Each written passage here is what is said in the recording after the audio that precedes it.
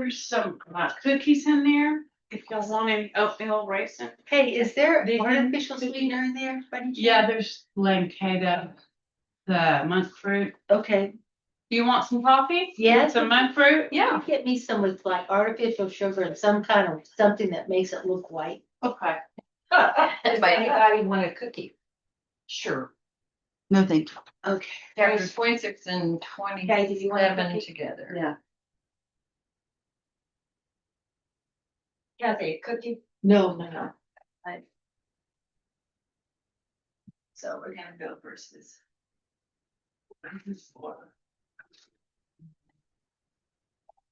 Yeah.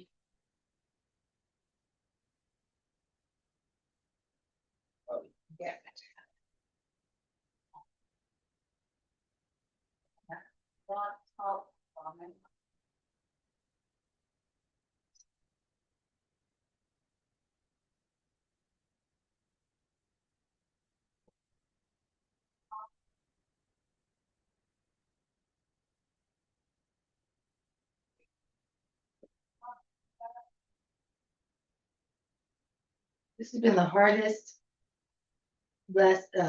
book to write lessons for because it, you want to just kind of talk about, but it's not so clear some of the ways that we look at.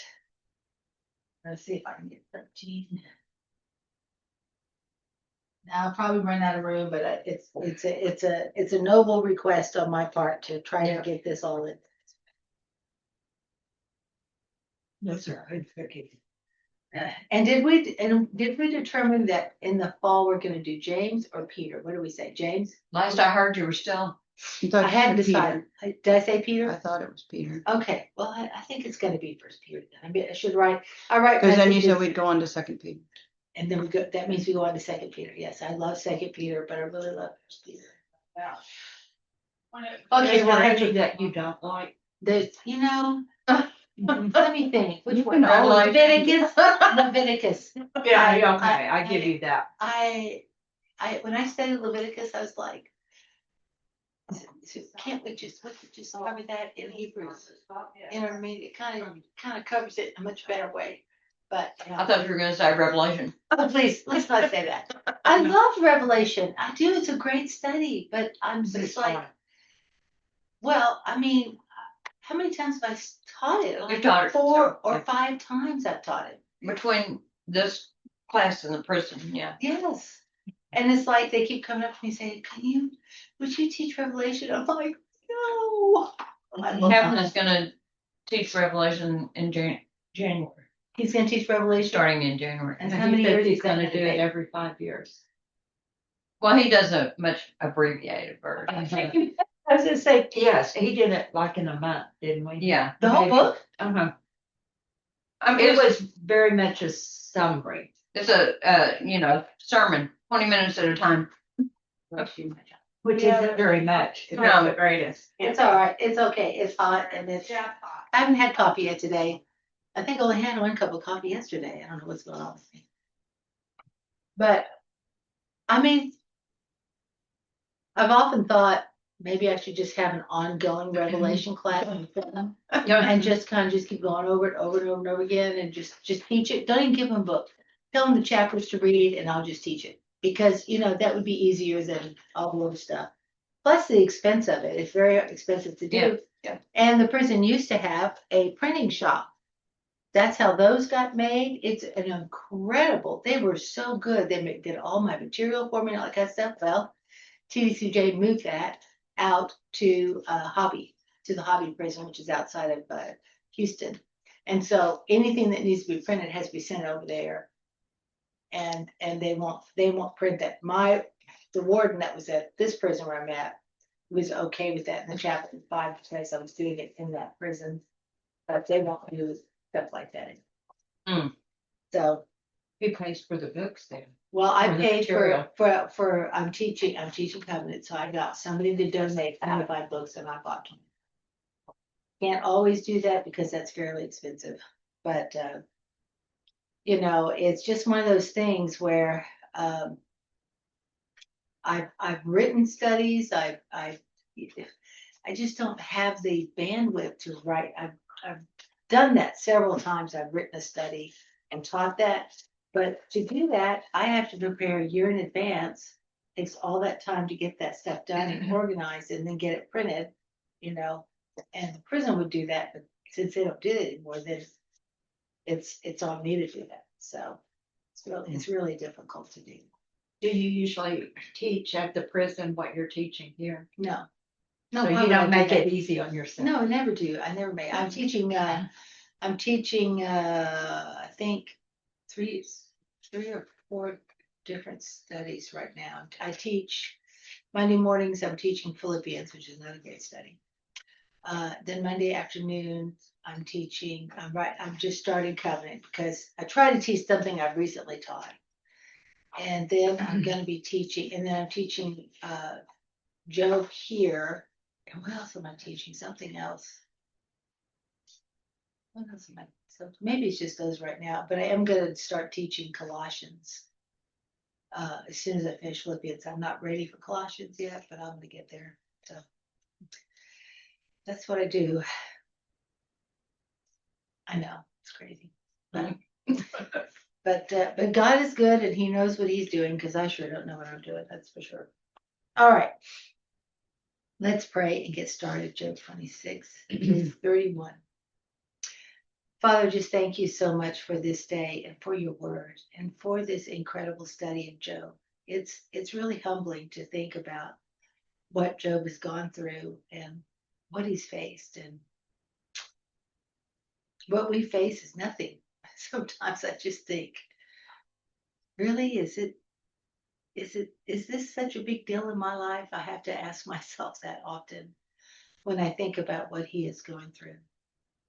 But Lord, I know that there's not one single thing that you have ever put in your word that is wasted or useless. So I ask you to help us to understand more clearly what you have to say to us through this study, so that we might understand more clearly your character, your motives, your desire for our good, and the glorious truth about who you really are. There's not one thing that you miss, not one thing that gets beyond you, and there's not one thing out of your control. I cannot imagine that because most of us live in this life a little bit out of control. And yet you know the beginning from the end. You know what you're going to be doing, what the end of all things are, and what it will be like when we see you face to face. That's an amazing testament in our limited little brains of how great you really are. So we thank you, Father, and praise you for all that you're doing and all that you will do. In Jesus' name, amen. All righty, so Job 26. Job is responding to who? Bildad. Bildad. And, you know, how did you, anyone want to share how they titled this chapter? Job speaks with great sarcasm. Okay. Okay, I titled it, I always write Job replies to Bildad, whoever's talking, but I titled it God is beyond my comprehension. God is beyond my ability. And boy, this is what he is describing. This is how, when he talks about what God does and who he is, I mean, it's amazing. So the first 4 verses, we're just going to do it by the segments of the verses. What would we say Job is pointing out in these first 4 verses? Have you helped me or anyone else? Has your wisdom helped me or anyone else? Your counsel Sucks. is worthless. Yeah, don't let anybody rely on you, buddy, because yeah, you know, it's just terrible. And what does he say to them? He says, well, what is the first thing that he says to them? What a help you are to the weak. What kind of help are you to weak people? You know? Now, let me just say,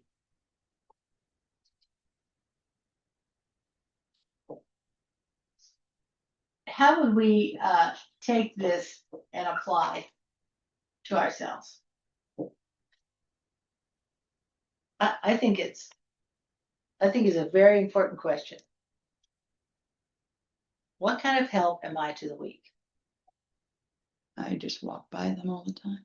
Well, I think in the context that he's talking about, Bill, that is giving him information. But it's worthless. And why is it worthless? Because he's really not interested in helping. Exactly. His counsel doesn't provide any comfort, any help at all. What is he doing instead? He's trying to tear down.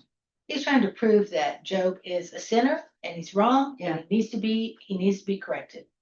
See, if I'm better than you. yes, I'm better than you. That's why it's worthless. So, when I thought about that, I have to give advice and counsel to people every week at that prison. People that come in and they've got some kind of big deal thing going on, and I have to think about, okay, now I could say, well, that was pretty stupid what you did there, and this is why you get the consequence. Does that help? No. No. And that's why he says this. What kind of help are you to the weak?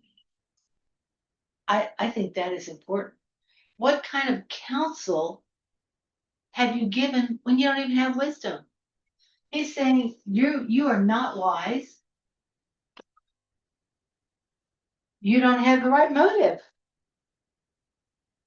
And I love this last thing he says. To whom have you given this insight, and whose spirit are you expressing?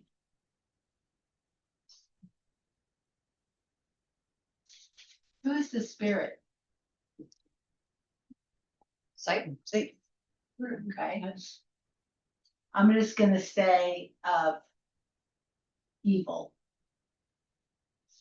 It is a representation of Satan, isn't it? Why is that? Because Satan is the adversary here. God said there's no one like him, and Satan said, Oh, yeah? Satan. Yeah. See, when we give worthless counsel, it's something we should really think about. Why am I saying what I'm saying? Is it to prove myself right? Or is it to really support this person as they are looking for God? Right? So when my counsel is worthless, it is not God's spirit. What is the spirit that is being promoted by my lack of wisdom? Makes you want to not ever say anything. I'll tell you that. I don't know. That's what I want to say. I don't know. So he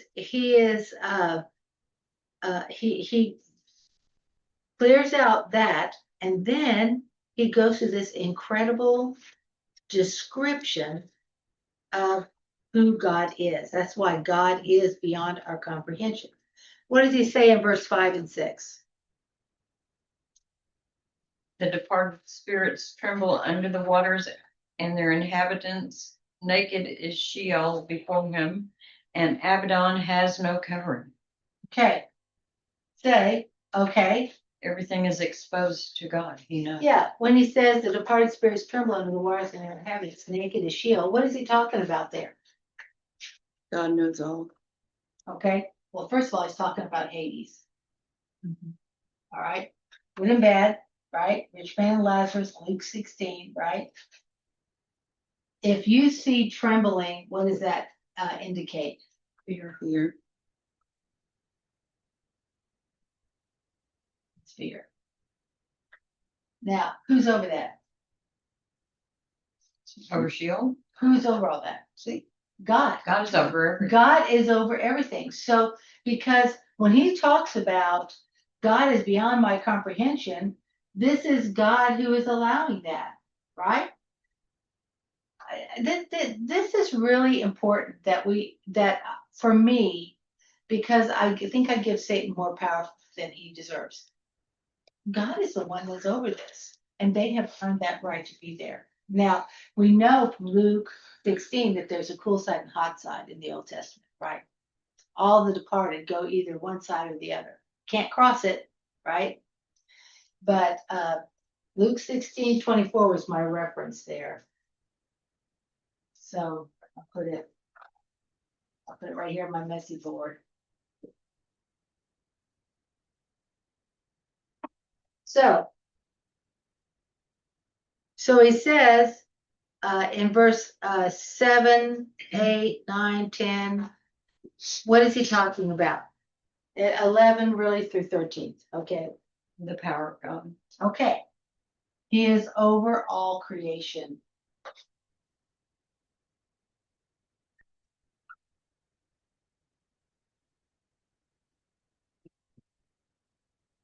He's over space.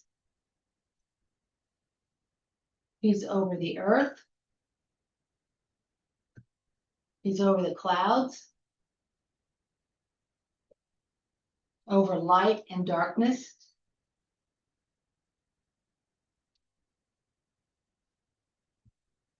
He's over the earth and the sky. So I've got that. He's over the sky. God is over all creation. Now think about the organization of this discussion with Bildad. So far, what is it that Job is actually doing here when he makes this series of statements right here?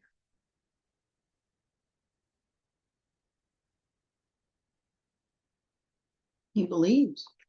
He believes, and what else is happening here? He is showing the difference between the counsel of Bildad and the counsel of God.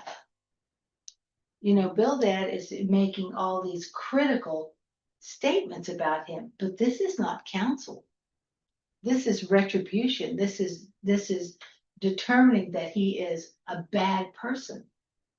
And then we get to verse 14, which is an incredible statement. This was amazing. He said, behold, these are the fringes of his ways, and how faint a word we hear of him. But his mighty thunder, who can understand? I'm telling you what, how faint a word we hear of him. Now, what is he saying there? What's he saying to Bildad? Why aren't you listening? Yeah. This is the very surface of truth about God, and you're not even touching anything that he's saying. You don't understand him.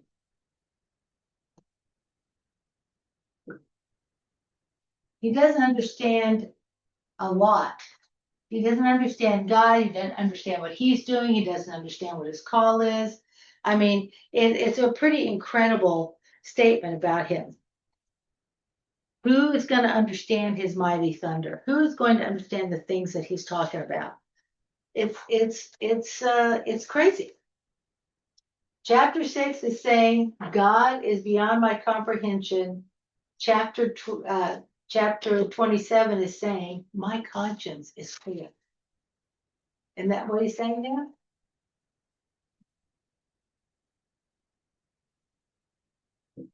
Job is saying, When I looked at that, I thought, these are the fringes of his ways. How faint a word we hear. I took it as we cannot comprehend absolutely right. how we're barely scratching the surface here. And so you look at what he's saying, which is completely the correct thing, but he's saying it to whom? To build that. Bildad. To build You're that, an idiot. who has worthless counsel. Yes. You're sitting here telling me that all this stuff is true, and you don't even know who God is. Yeah. You don't even understand what you're talking about when you talk to God. Now, when you talk about God and what he's doing in my life. Because not once did anyone, well, we're going to get to that point, I think, where we start to recognize just how corrupt Bildad is in his desire to destroy Job so that Bildad's words are true. That's what he's trying to do. He's trying to make sure that he takes Job down so he can be in the right. That's a scary place to be. Verse 1, chapter 27. Then Job continued his discourse. Thank goodness that line is in there, because I want to make sure I read the same thing. And said, as God lives, who's taken away my right, and the Almighty, who has embittered my soul. For as long as life is in me and the breath of God is in my nostrils, my lips certainly will not speak unjustly, nor will my tongue mutter deceit. Far be it from me that I should declare you right. Now, who's he talking to? Bildad. Bildad. Till I die, I will not put away my integrity from me. I will hold fast my righteousness and will not let it go. My heart does not reproach any of my days. That is an incredible statement. So what is the first thing that he's saying there? He's saying, first of all, what does he say about death? I'm sorry, I'm in the wrong spot. Sorry, chapter 27. Went back to 26. Sorry about that. He says, my conscience is clear. And verses 1 through 6, what is he doing? What is Job doing? We're First, not, he's, sorry. I was gonna say, first he's saying, that God is in control. Right? God has taken away his rights. Right. He's saying he's defending himself. And will not rebuke the Lord. Mm-hmm. How wise is that? That's incredible. Yeah. He says, number one, I am innocent.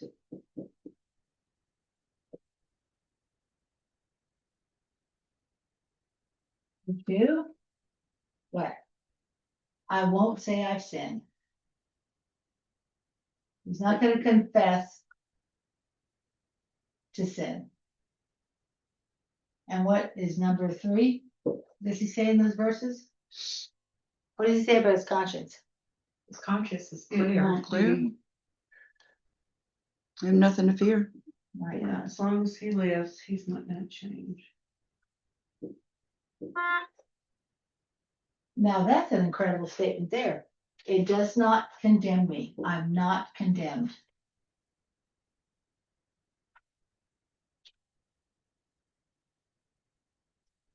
So if you're Bildad right now, what should you be doing? A little self-examination. It should be the time when I start saying, well, golly, no matter what I've said, no matter what I've done, he's not backing down. Well, he should have been convicted in chapter 26. Mhm. Your counsel is worthless. Yeah, You're not helping me. You're not helping anyone. it's not even counsel. It's Yeah. just retribution. It's just attack. Just attack, attack, attack. So when we think about this so far, how does this help us when we're in a conflicted situation? Examine your motives. Okay. How do we, when I know that my motives are right and I'm dealing with somebody who does not have right motives? Think about the tact or the direction that Job is going. And this is a guy, when we think about how he is described, he's unrecognizable.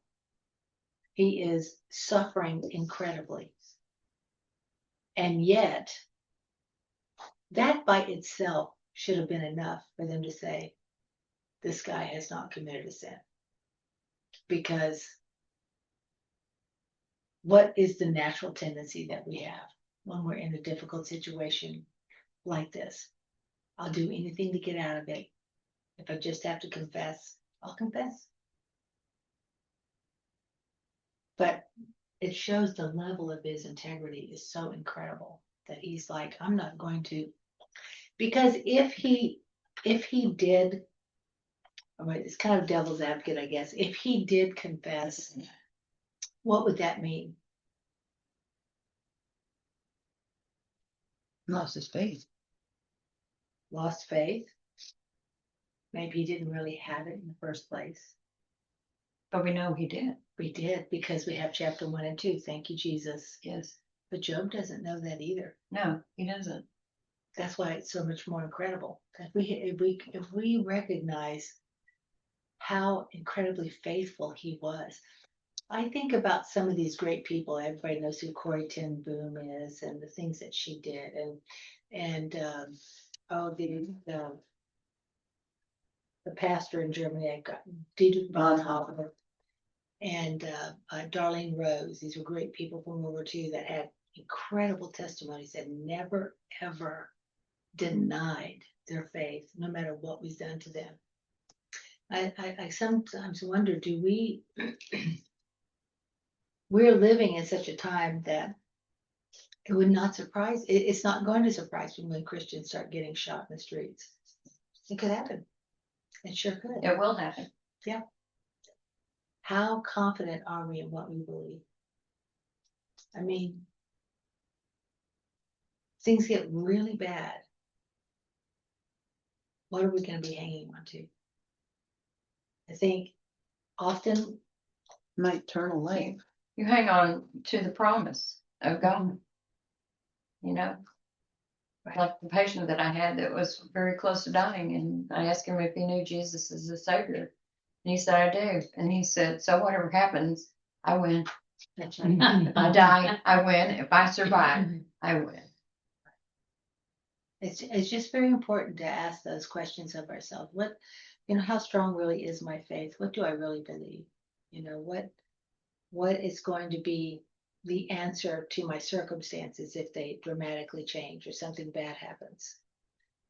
Do you think Job really believed he was sinless, or do you believe he knew he was forgiven? Such a great question.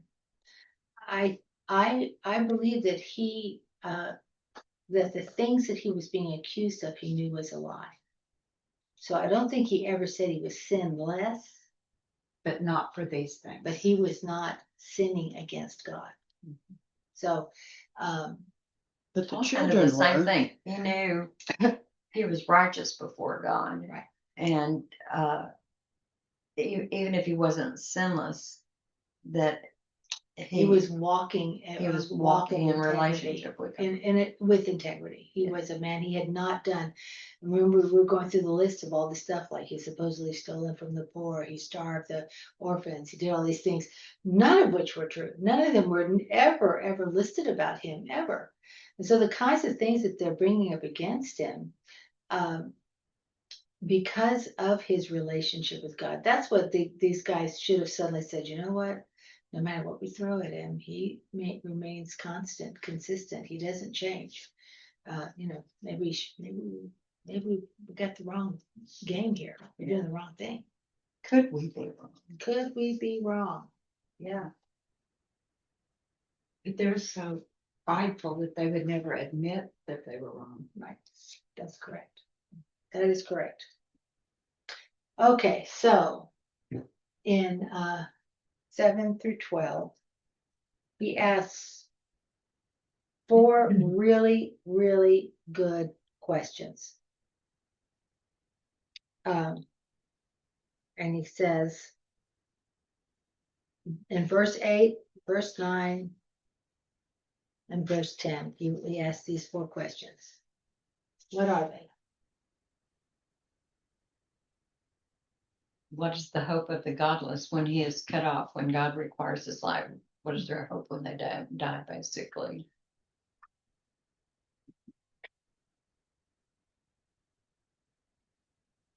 Now, that's such a great question.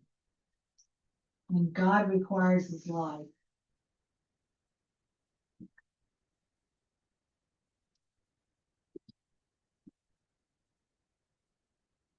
what is that? That's hope. What's the next one? Will God Here. hear his cry when distress comes upon him? I'm just gonna put, will God hear his cry? And then, what's the next one? Will he take delight in the Almighty?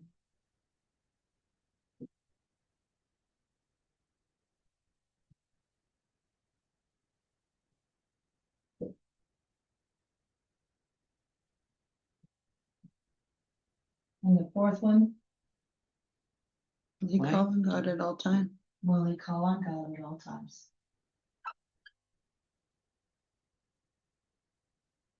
I'm just gonna say always. These are incredible, incredible statements. Now, I'm gonna have to take this down so I can get the next part. He says, verse 11 and 12. What happens in these verses? What does Job do? What is he actually saying? I'll tell you everything that I know about God. I'll tell you Yeah. about the power of God. I won't hide anything. I know the answer to the question. Yeah. He's giving me, Job is saying, this is the question you need to answer. This is the questions I've already answered. I've already answered this.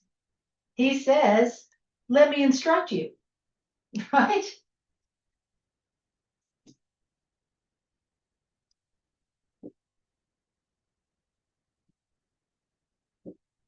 And he goes on, I know the power of God. I won't hide what I know about God. You have already seen this. Why are you acting like an idiot? Right?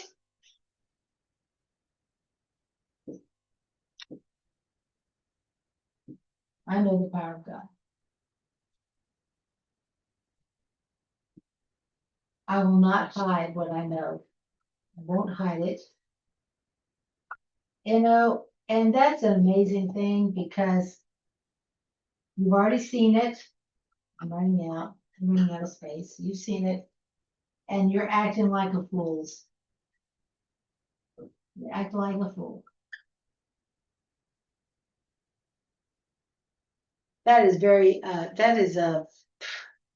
man, that's sad. That is a terrible thing to say. Oh, you know, if we just stopped the lesson right here, wouldn't this be enough to talk about? But it goes on. Verses 13 to 23. I'm trying to keep it pithy as I can. It's pretty hard. What are these verses talking about?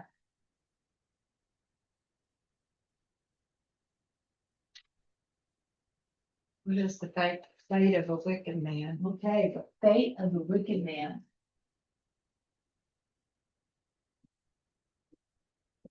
Boy. And he gives this list. I mean, it's terrible. And who gives them the fate? Who's the one who's in charge of their fate? God, God. the Almighty. God is the one in charge of the fate of the wicked. Not me, not Job, not any person is in charge of that. Why is that?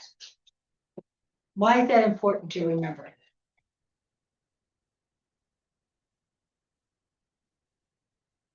Because we want things our way, but we can't. We We always can't do it our way. conquer. We don't know what God's Control. doing. I cannot assume that because that person's a fool right now, that God isn't going to save him. That God isn't letting them go through the situation they're going through for his purposes.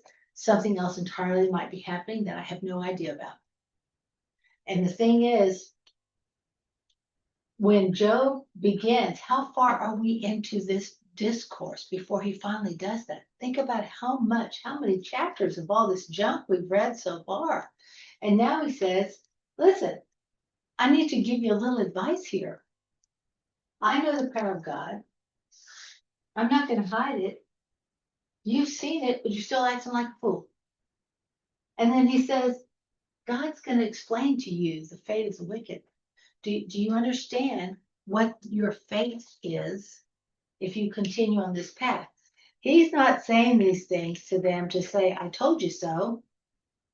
He's saying this is He wants you to change. the consequence. Trying to change your heart. Exactly.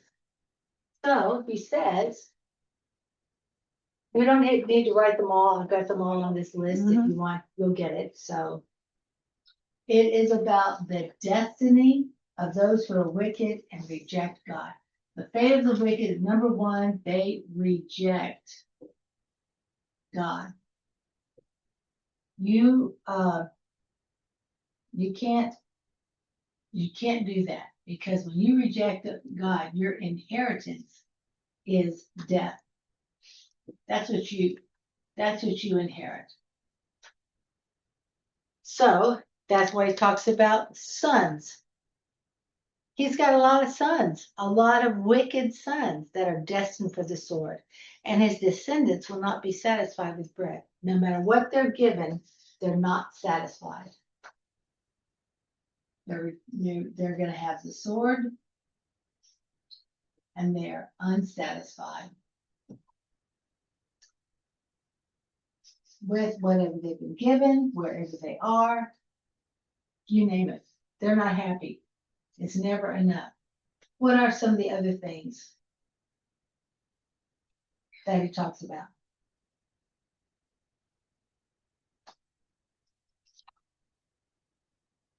There'll be disease, they'll be buried because of the plague. Like what's going on today, hurricanes, floods, Right. and tsunamis, no matter Right. what, you're Right. gonna be taken away, Right. and you have a choice to make. And that's our goal, to tell them daily. Right. Trust the Lord. So I thought, anybody have and thank you, that is right. What did you think about that phrase, your house is built like a spider's web? And substantial. Something that is easily torn And apart. substantial. Okay. Easily torn apart. It is a picture. I really, when I looked at it, I wanted to look that up to make sure I understood. They built a corrupt house because they don't trust God, but a spider's web, it can be a wide web that can catch you if you want to be caught, but it can be easily torn apart because God is greater than the sin of men. And these sinful men build a weak house that is easily destroyed. I love this one. They go to sleep rich, they wake up poor. I love that. Suddenly, he's thrown about by sudden situations like bad storms and powerful people. We run in fear. This guy is afraid. Always. What does fear do? What does fear do when you don't understand the Lord? What happens when you're afraid? You don't have peace. It can paralyze you Especially from in the doing storm. anything. Keeps you from being successful in anything you do. What else does it do? What does fear cause you to do also? Make mistakes. Yeah. Return to God. Blame. It's always someone else's fault. Somebody else's fault. Why does God hate me? Why is he doing this to me? Do you ever, you hear Job saying things like that, but he says that with, what does God want me to do? Or why is this happening? He's not accusatory of God. He says it, but he says, why is this happening? Why is God allowing? But yet. Yeah. He says, I will not deny. Think about what he's saying there. I will not deny. He's talking about his own circumstances too. All these things are happening to him. And As it would to the Eve. even in 23, we've just heard about how he's an outcast, and we'll hear more, about how he's treated as such. And the 23rd verse, men will clap their hands at him. Get away from me, get away. That's right. And hiss him from That's the right. display. Right, that's right. What an incredible mean, golly, that's hard. That is very hard. Okay, we're gonna go to chapter 28. But the board is exceptionally messy today, so. Chapter You're 28, doing great. huh? I think you're doing good. Okay. Well, praise the Lord. So what is this chapter really about? Wisdom comes from God. God alone is wise. I'm just gonna say God, because he's the only one. It's not wisdom like we have. And I love these first 11 verses. Because when we get in these first 11 verses, what is he really talking about here?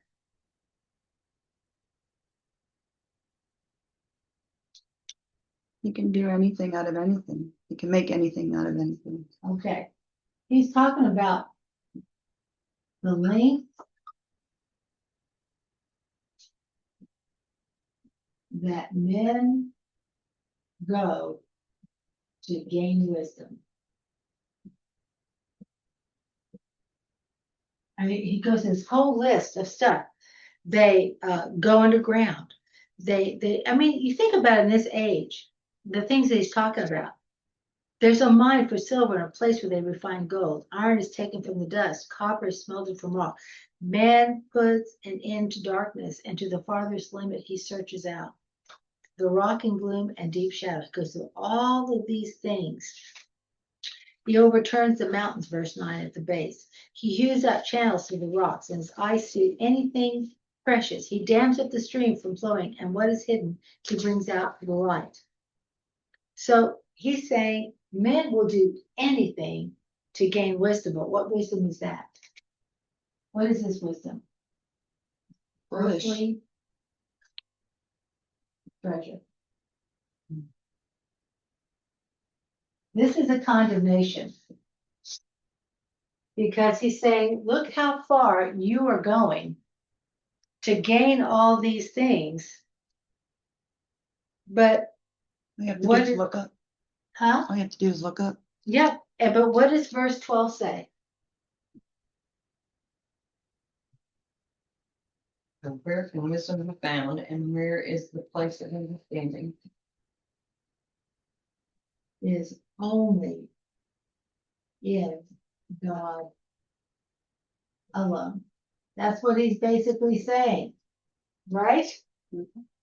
Where is this place of understanding? Where are you finding wisdom?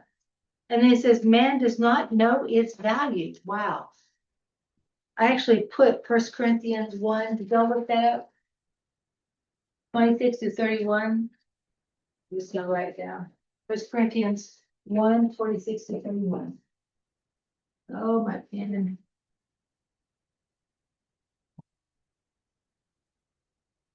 I just wrote down 30. For our benefit, God made Jesus to be wisdom itself.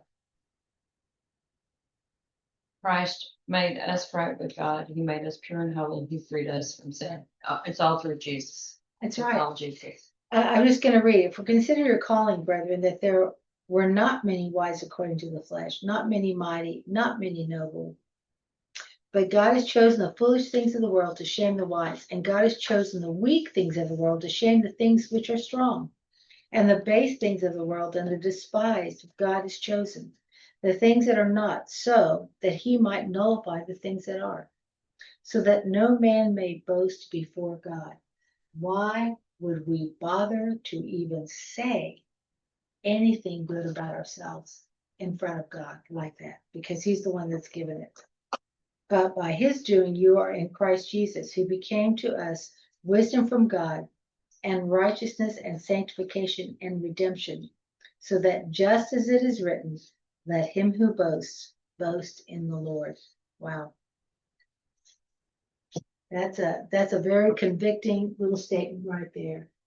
What are we boasting in? You have so much pride. Yeah. And you know, the thing is, I really think that most most of us do not even think in those terms that I might be boastful or I might really have the wrong attitude about something, because it is so rare to see integrity, really, even in the church. How hard is it to see real integrity in the church? And so sometimes I think genuinely, sincerely, a person might feel like they need to instruct someone that, hey, what you're doing right there isn't good. And sometimes it needs to be the pastor doing it, first of all, or some church leader, don't get me wrong. That does need to happen from time to time. But I think sometimes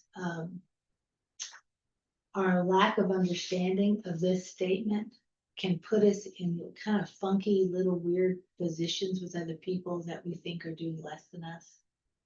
You know what I mean? And I've had to really think about that because, especially through Job, the more I've studied it, the more I kind of feel like, I don't know, man. I have to really evaluate my walk. How humble is my walk? I mean, how clearly am I really looking at circumstances through God's eyes and not my own? Well, we think we have to do good works all the time, It's true. and it's all, we just have to rely on him, Right. and he'll guide our steps. Right. But it's hard to do that, isn't It's it? very, And why is I ask that every morning. why is that hard to do? It's for pride. Well, it's pride, but why is it? The sin of the world. Self always gets in the way. Our vision is like this. Yeah. We have We very think of ourselves first and we others. limited vision, whether it's good. Some we don't. I don't think we intentionally wake up. Right. I love the Darlene Rose story when she was being kept in it. She was a captive of the Japanese, I think, for 7 years. 17-year-old missionary in the Philippines. She and her husband, all the missionaries on that island were taken captive early. She did eventually lead the commandant of that concentration camp to Christ. That Japanese officer, captain or commandant, whatever he was. She did lead him to the Lord, but she was telling this story about in the Quonset hut, and they were feeding her, maggot-infested rice and stuff like that, and there was no air conditioning, and the Quonset hut was probably maybe from the bookshelf like to that door square like this, and she had a bucket, just water, and another bucket to use as a toilet, and she said one day she was reaching up and there was a little opening at the top of the hut for air to come in, and she was looking out there and she could see the ladies, down away from her, carrying bananas and doing stuff and working, and she looked out there and she said, oh, Lord, if I could just have a banana. I just want a banana.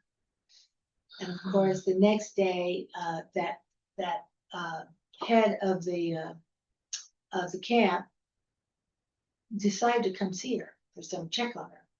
And she said, whenever the officers opened up the door, you had to get face down, prostrate, on the ground, face to the ground. You couldn't look at them. And so the door opened up and she fell face down. She didn't look up. She didn't know for sure who it was.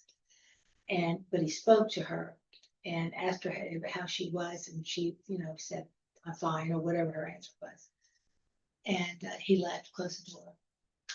And the next day, the door flung open and a whole bunch of bananas were thrown into her hut.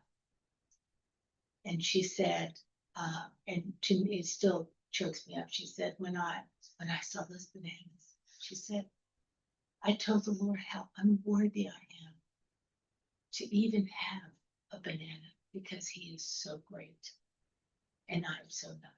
And I just thought, that's the story. It's like you don't know really where you're going to stand in situations like this until we're tested.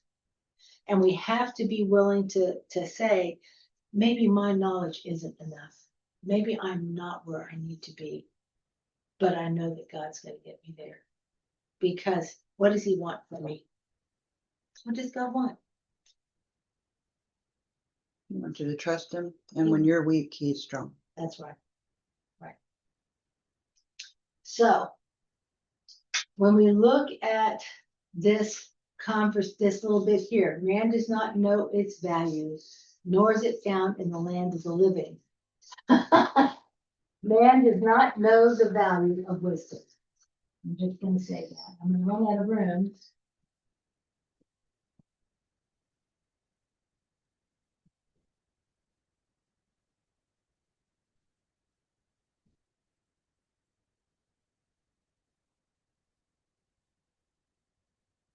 And we get to the end of that, and then verses 23 through 28.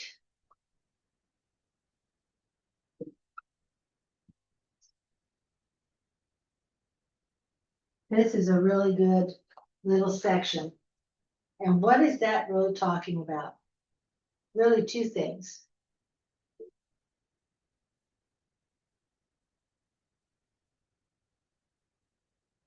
Everything has a border and section, and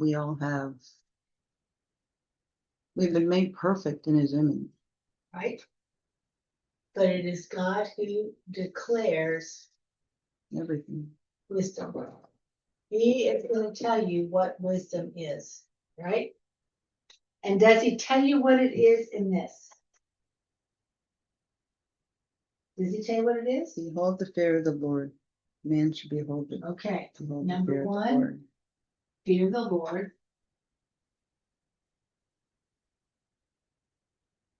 And that is equivalent to reverence. Stay away This is from not evil. be afraid of, it's you reverence the Lord.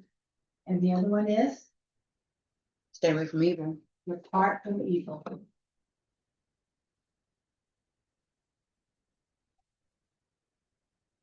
That is understanding.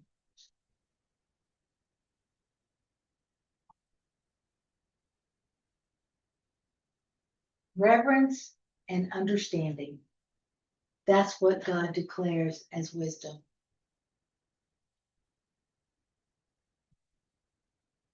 Now, you know, when I think about this, it's kind of sobering, isn't it? What do I think wisdom is? What am I worried about? What am I working? Himself. Gaining knowledge, Gaining knowledge. not really knowing the Lord, but gaining knowledge. That's right. I think that is the most convicting thing to me about this whole study is what is the most important thing? To reverence the Lord and to depart from evil, which is to understand that only God can do it, right? Now, do I need to know things? Yes, I do. It's not that it's not good. One of the questions says, "Are you wise?" I had to think about that. First, I said I'm wiser than before, but that doesn't. But we are wise in these two things. It is wise to fear the Lord, and it is wise to depart from evil. That is what he's saying wisdom is. And to know Him through His Word. That's what reverence is. That is really, I mean, that's a big word that covers a lot of stuff. But if I fear the Lord, then what am I going to do? I'm going to seek his ways. I'm going to seek his understanding. I'm going to strive to obey him. I'm going to pray. I mean, you just think about if I want to revere God and respect God, how do I do that? You know, all of these things that we're doing, what is it? What is the purpose of the study of Job? I think this one of the main purposes right there. Because that is not related to how good or bad our life is it? Reverence and understanding. Do I have to be in a good place to have that? No. And you're most acutely aware when you're not in a good place. Right. exactly right. It's been an amazing thought to me. I think it's incredible. Okay. So now we're in Job 29.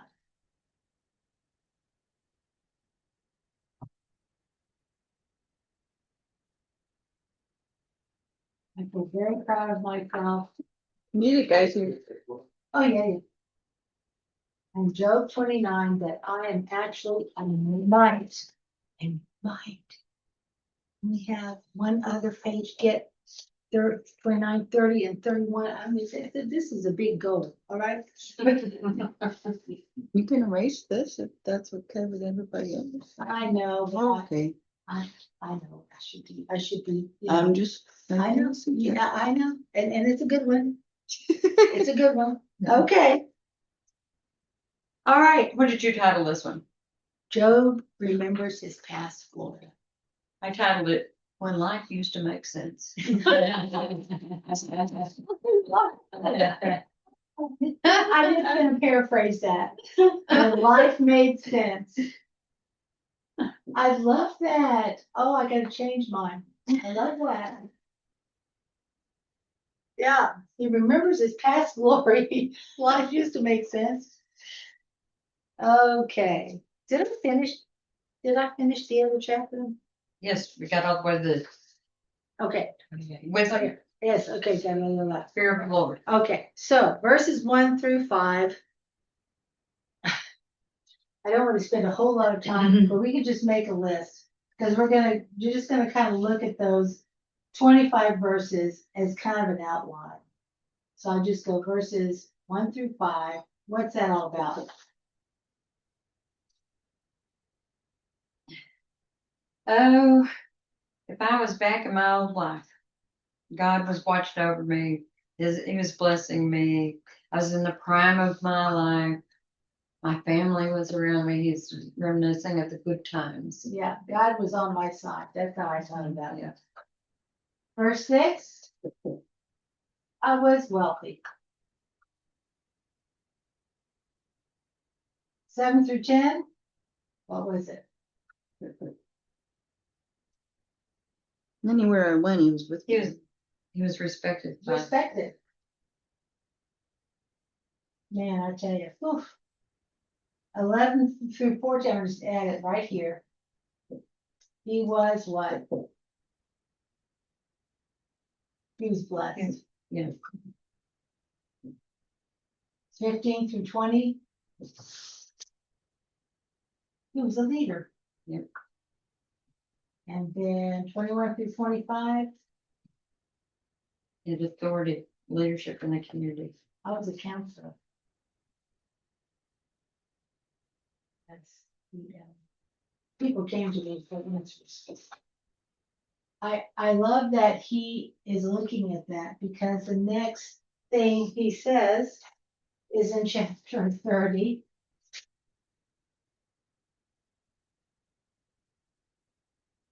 And then I'm just not even gonna write down 31 because it's just a continuation of 30. He says in 1 through 8. What happens to him? Oh, he says, I'm alone in sorrow. I'm alone in sorrow.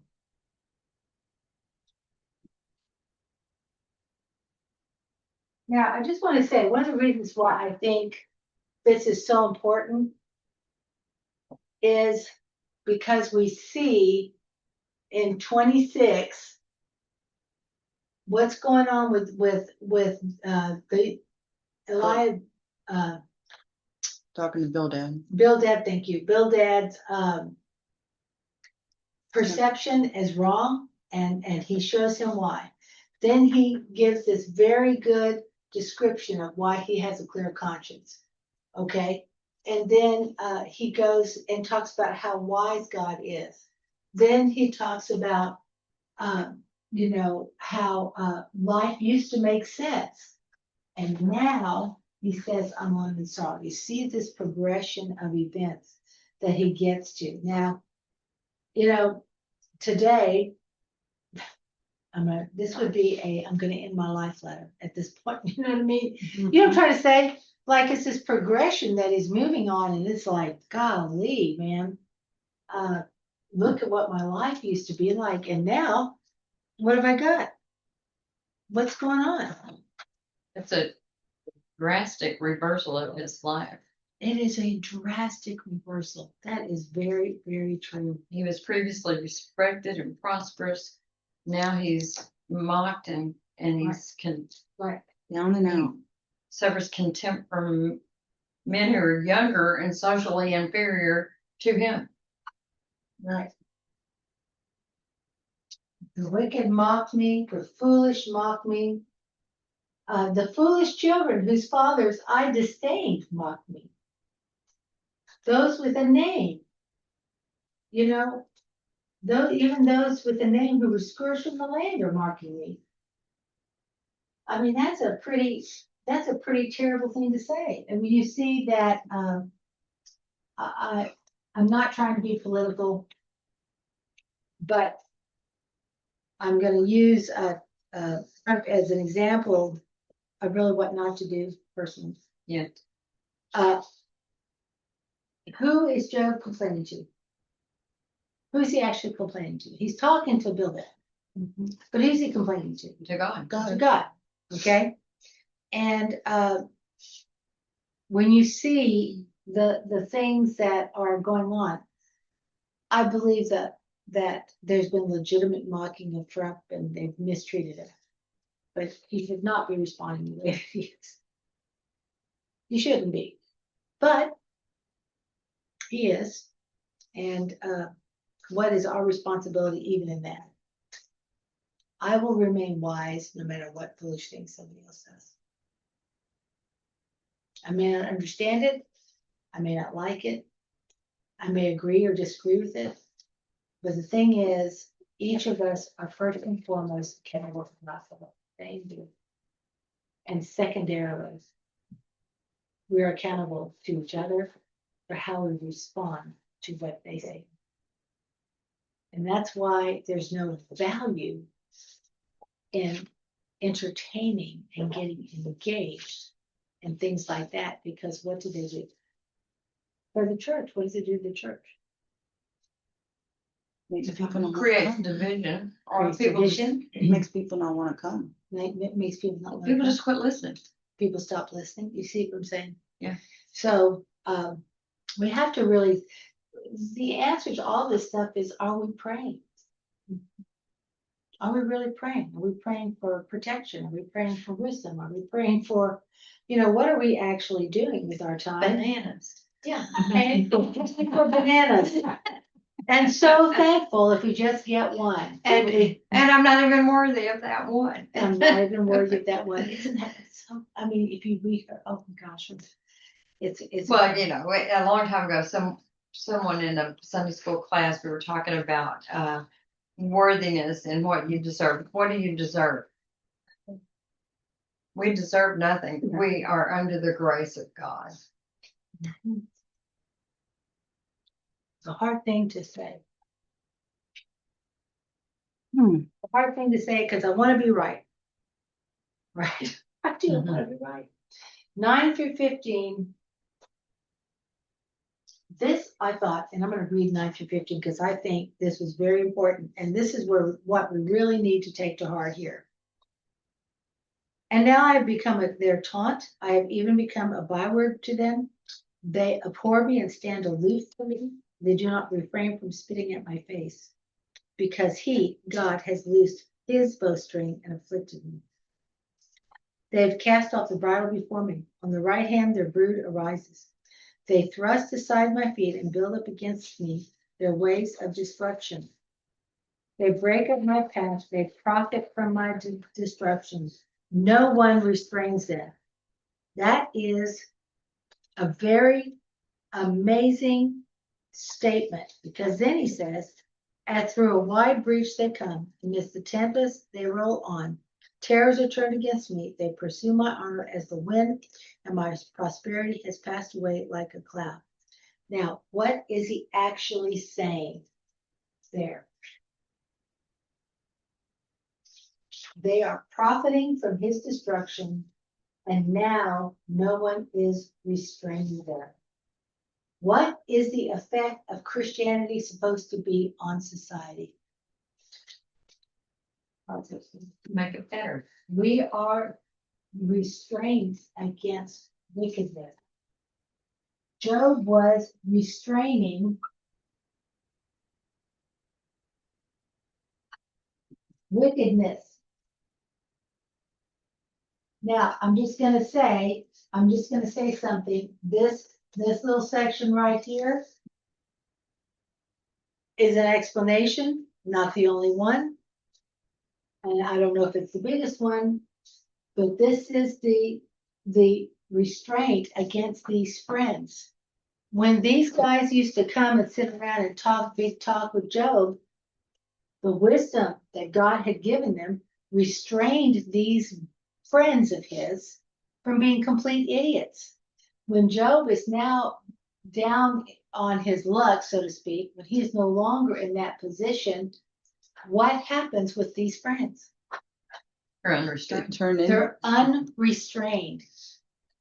Now, I had never really thought about that, but when I was writing this lesson, I was like, we don't realize the value of Christianity on society. Why is society so angry with Christians? What's the problem? Well, Satan wants free reign. Same-sex marriages are okay. Weekend is okay. Yes. Doing all these things. We think about, we do not recognize the real, to me, especially after doing this study, to me, the real call in our lives is to recognize that my existence is a restraint against sin. And what else does my existence do as a Christian? You're an example. An example of who God Right. is. That is why my example needs to be wise in the kinds of things that I do, right? Versus trying to show everybody how dang smart I am. I'm not a dummy. I can do that. I can show people how smart I am, but does that really represent what is restraining wickedness? What I say means very little. It's what I I immediately do. think of Marcy Pittman. Mhm. She's a smart lady. Yeah. She's a very smart lady, very well educated. She doesn't talk to you like she's the smartest girl in the room. She never does that, but what she does is she is unashamed to praise God. That's right. No matter what the situation, she will stand up and praise God. That's right.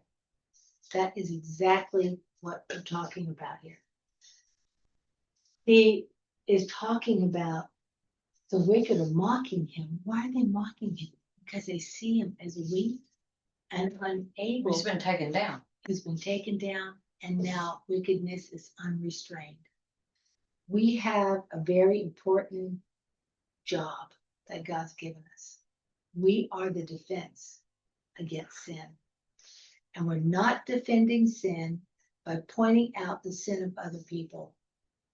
We defend against sin by walking a righteous walk and being an example of what it is to truly believe in Jesus Christ.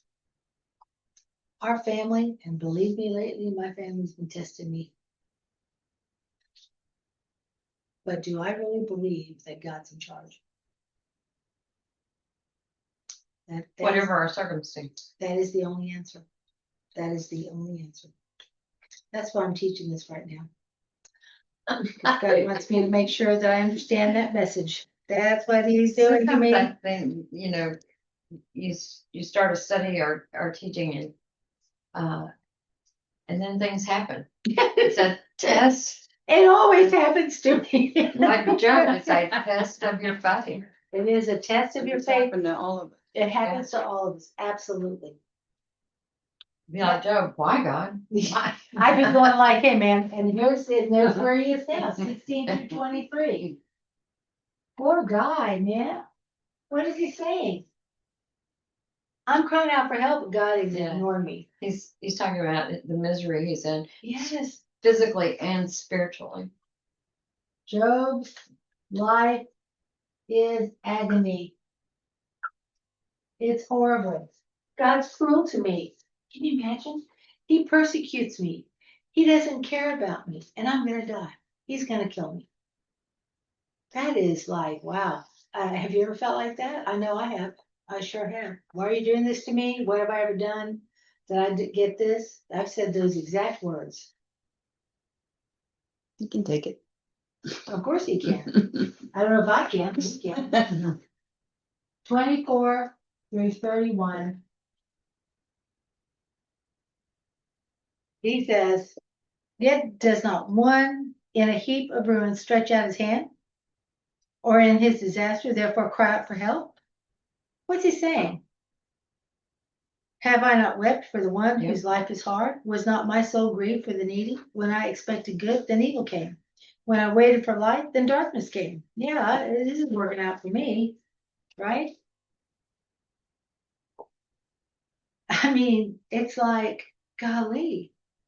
He says, I'm seething. This is his personal, really, I'm going to divide it up. He's talking 24 through 31 is crying in sorrow, brings no comfort. But then he has this little subset, 27 through 31. And what is that? What is that talking about? He's angry. I'm seething within. I can't relax. But there's no comfort. I'm an outcast like the jackals and the ostriches. My skin is diseased. I'm burning with fever. So, But therefore, mhm. my harp is tuned to mourning and my flute to the sound of those who weep. He's not even talking about himself there. He has a sympathy for others who Right. are suffering Right. also. He is saying that this is really his personal testimony. That is where he is at emotionally. You know, all of this talk that he is talking about, it is a personal testimony.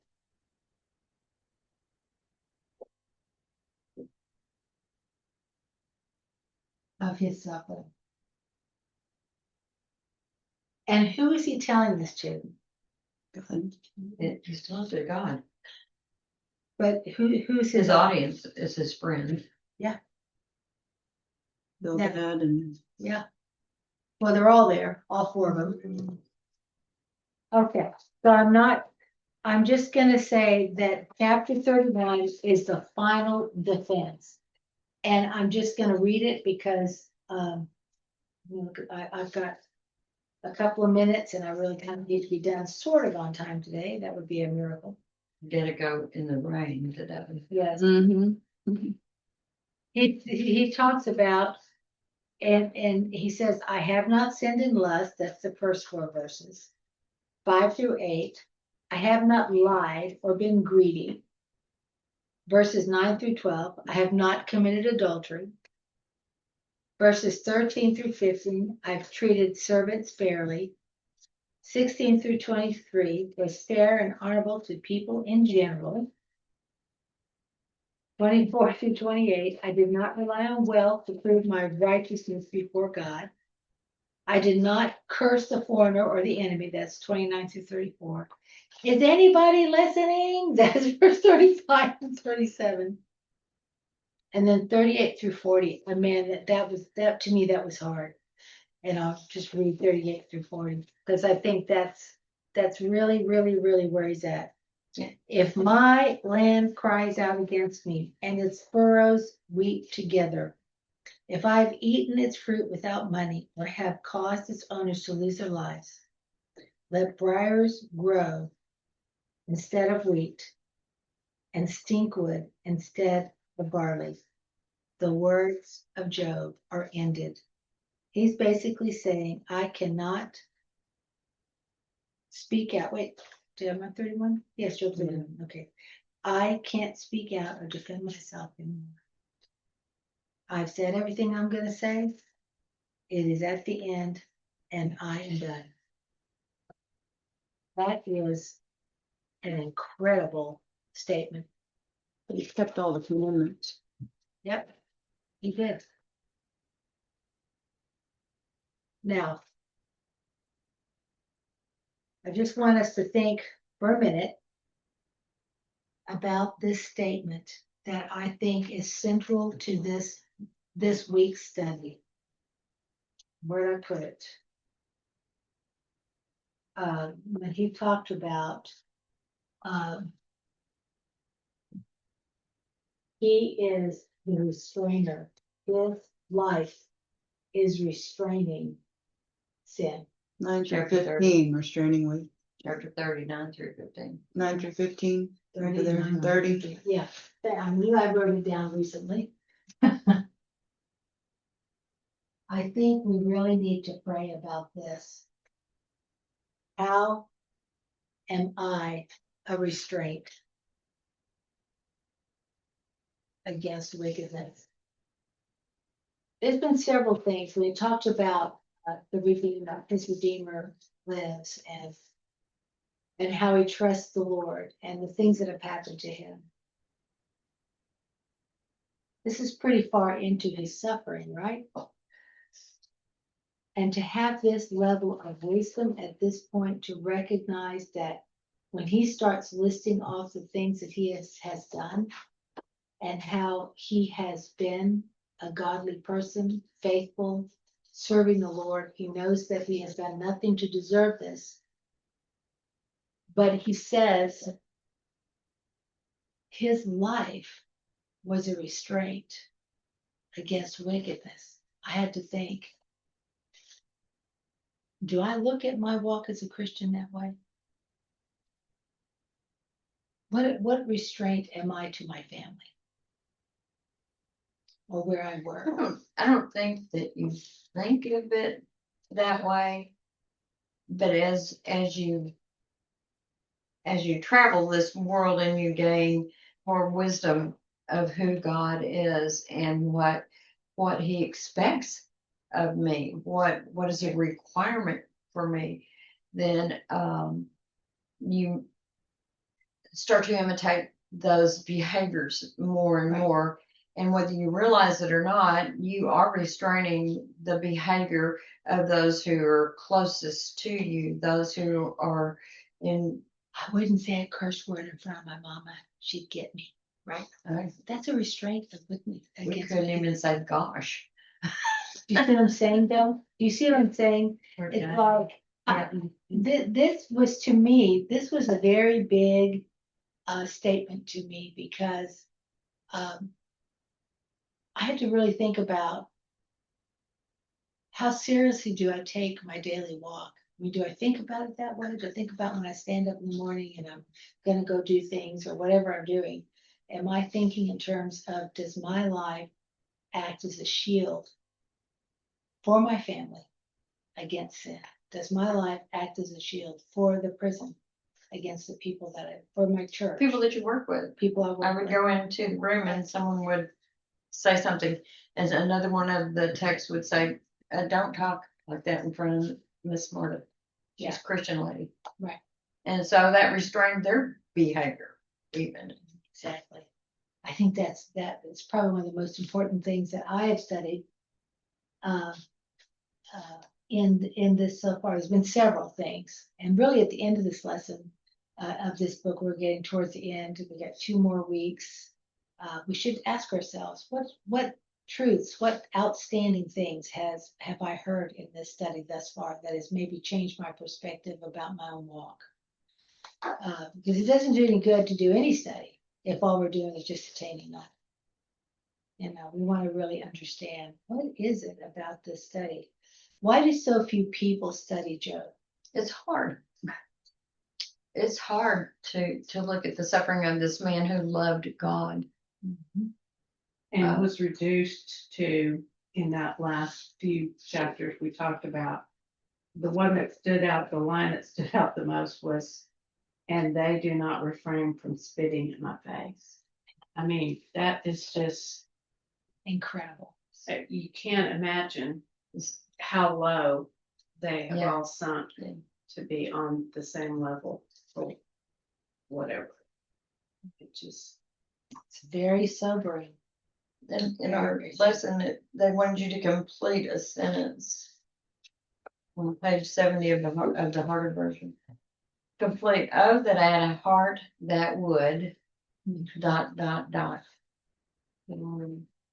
Boy, I sat and thought about that one for a really long time, and I finally wrote down that would reflect the heartbeat of God, as Job Good did. It Yeah. just makes me cry to think about that. But it needs to be revisited, like you say, because she said, I left it blank. I don't have that version. Yeah. And I would still be sitting here speechless thinking, I'll go back to it. I must, Yeah. I must. Well, there was a lot, Right, lot go to back. reflect on here at the end when it sent you to James 5, 7 through 11. When it says to record your insights. You know, how are we to be patient? Job is translated wrongly. It's not the patience of Job, the endurance of Job, but we are to wait patiently. And what does that look like? Well, we're to wait and not lose heart. And don't grumble and Yeah. don't judge. We're to wait with reasonable hope Right. and expectation of Right. a reward in heaven. Right. We keep working while we Right. wait, just sit and wait on God. We wait despite changing circumstances and uncertainties. And they're referring to a farmer when they do this. They never know what is going to happen. We should be patient with one another while we wait. Tearing down other people is counterproductive. We use the patience and endurance of the prophets as examples, or the perseverance of Job as an example. And I could have written down more than that, but I ran out of space. I just wrote, Okay. that I had a heart that would seek God's wisdom and speak his words without judgment. That's what really spoke to me, because I just felt so much judgment and recrimination on the part of the friends, and yet Job's response to them, although it was harsh, really, it was very harsh, was for their good. Like, do I say things for the good of another person, or do I just dismiss them? Yeah. I mean, I do funerals and all kinds of stuff like that at the prison. And when I was there Saturday, I was there all day because there was the Mary Magdalene group was there. One of my least favorite ministries, but it's okay. And I was running that ministry, that program, and I had to do a couple of death calls, family inmates who lost family members. And it's been really, really, really challenging because TDCJ, when they took over, we no longer have long distance in the chaplain's office. Well, there are You have to very use few. your own phone for that? Well, I can't bring a phone in.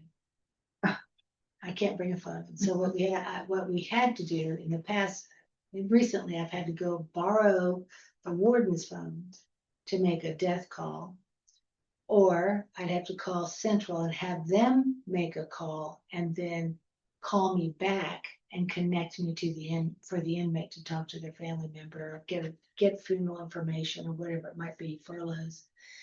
And so I thought, I can be angry about it, and there's been a few times that I've been really pretty frustrated, and there's some really big negative consequences when you don't have long distance. Chaplaincy should have long distance at their phone. I do not know why, but I think the warden doesn't like the chaplain, so the warden won't work with the chaplain. It makes life difficult, and but I had to sit there and think, what am I going to be doing during this time with this inmate, and talking to them about what's going on with their family. And some of the calls are really tough. I mean, there's some really, really difficult things that happen. And I just thought this study has been very good for me to be able to communicate things to inmates that hopefully help them. And it's taking more patience than I've ever had. I've been at the prison, it'll be 23 years in May. And it's the first time I've really thought, my time might be up. I'm not saying I won't continue to teach there, but to work in the chaplaincy, I don't know if I'm going to. And I have a meeting, May 1st. I think it's Friday the 1st, with the, head of the volunteer department. They're doing a call, and I'm gonna kind of confront some of the things that are going on there. I'm gonna have to be ready for that. So y'all pray for me for that, because I'm gonna say some things that need to be said about how they're doing things and how hard it is. But the one thing that I've learned is I deal with every kind of religion that walks through that door. The Muslims, the conservative Jews, and by the way, conservative Judaism is liberal. So the conservative Jew that comes in and does the Jewish Shabbat and all that stuff is gay. It's really entertaining. And, to all kinds of stuff, Wiccan, you name it, all of it. And I've had to learn over the years when I deal with these people that wisdom means that I can look that person in the eye and be kind to them without compromising what I believe. Sometimes that can be hard because they want you to say something or do something to appease their want or their need, when in reality, it is unacceptable. So this has been really good for me because I do see my position there as a restraint against evil. And I love that phrase. I've never quite thought of it that way. But now, having studied this, I recognize what that is. Restraining against evil is not always what we think it is. It's not me standing there being like, you're wrong, that kind of the bony finger of righteousness, but that It's person, usually not an acceptable argument to anyone. yeah, it's not acceptable, is it? And there's a lot going on there. And I even had, for the first time, like in all the years I've been there, I had an inmate that I was talking to that kind of bowed up to me. I was like, okay, this person's gonna smack me. What am I gonna do now? Turn the other cheek. Well, as long as she doesn't break my neck. I mean, I'm just saying. I know. But it was something where, I was like, okay, I need to think about. I mean, she was very upset and, kind of got up, like this at me. And I just kind of looked at her and she sat back down. It was the Lord. It was the Lord. But I just kind of wish that sometimes that the church would be more willing to deal with people that are unlike them. Because it helps refine your faith. So, but anyway, it's been a great lesson. And anything else anyone wants to share? Yeah, I've got some prayer requests. All righty, let's get your prayer request. My mom called last night and told me my sister's son went to jail. And he was helping a friend and she ended up stabbing him, but he said that he did it. Oh, he took the blame? Correct. And so he went to jail for 5 days. And my sister did bail him out, but there's just a lot of friction back home in Pennsylvania. And then I got a text, customer passed away. He called me honey every time he come in. Oh. And he said, hi honey, how you doing? And but it's the way he passed away that was the hard part. Okay. And you have to I was, sitting there reading this Job, and I was realizing no matter what, I just have to keep my peace. Right. There's going to be so much going on around me. I just have to concentrate on the Lord. It's hard to do. Did you write that down? Somebody write that Yes, down? I did. Okay, good, thank you. Anyone else? Have you prayer request? No. Okay, well, Just the usual stuff. I have prayer requests. So it's like. So I'm just, Dennis Richmond Yeah. and your customer passed away, or? Yeah, his name is Tom so here's Cersei. So here's my prayer request. So, oh yeah, I'll let you do it. Thank you very much. So, you guys know that my daughter has been dating this bad guy, right?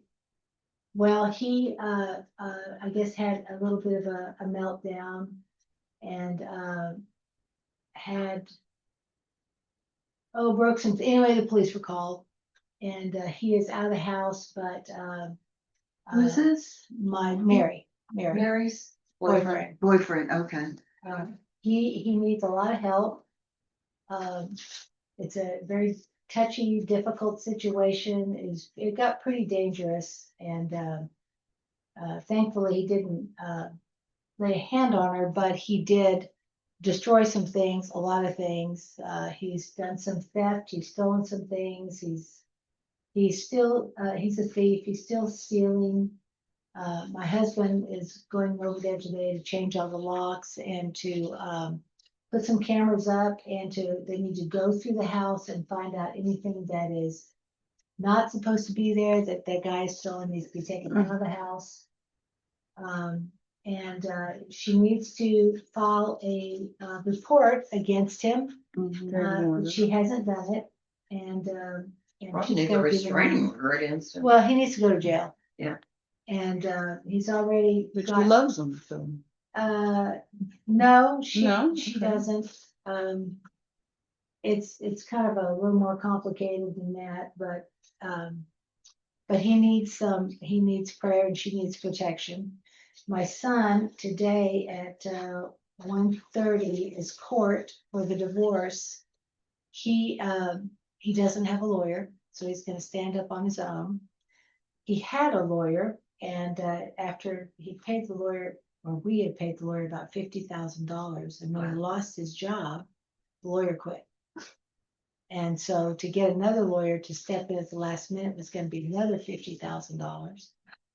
And so he said, I'm gonna defend myself. So y'all please pray that today he gets fair treatment by the judge. I think he will. It's been a very, very contentious divorce, very difficult. And lots of bad things happening with that. And so we're just really praying that he does. I was over there yesterday. I had to cancel. I got somebody to take my place to lead worship, and we went down there and kind of spent some time talking to him, and you know, there's some other things that are going on that I'm not really at liberty to talk about, but you know, it's all serious stuff, very serious stuff. And so what was the other thing there's something else that happened. I'm trying to remember. There's just so many things that happened. Do you remember, Becky, whatever it was? Because I talked to Becky when we were walking in the morning. We, you know, with the weather, it's Yeah. just been You haven't really, yeah. hit or miss. Yeah. And we haven't- So it's been pretty stressful, and the chaplain is looking for another job. And so I know she did a second interview. I'm gonna find out. I am the acting chaplain on Mondays, I read something. and on Saturdays I'm the acting chaplain. And of course everybody keeps coming to me and saying, are you gonna take a position? I'm like, no, I'm not going to do it. I'm not going to become the chaplain. I'll continue to do it voluntarily if I can, but there's this weird thing, and this is why I'm having a meeting with the head of the Kathy, volunteer you want department. this to be, it's still recording. Okay. Okay.